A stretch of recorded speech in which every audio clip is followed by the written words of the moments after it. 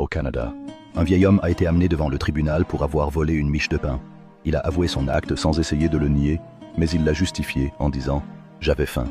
Le juge lui a dit « Tu sais que tu es un voleur et je vais te condamner à payer 10 $ et je sais que tu ne les as pas parce que tu as volé une miche de pain, donc je vais les payer pour toi ».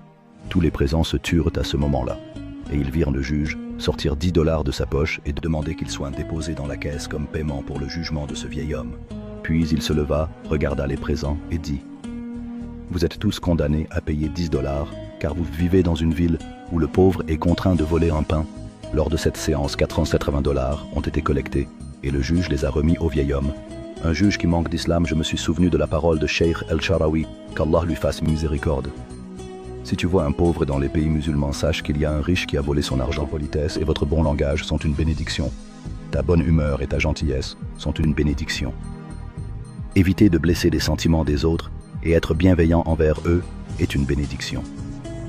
La pureté des cœurs est une grande bénédiction qui embellit ta vie et celle de ceux qui t'entourent. Bonjour gens de bien.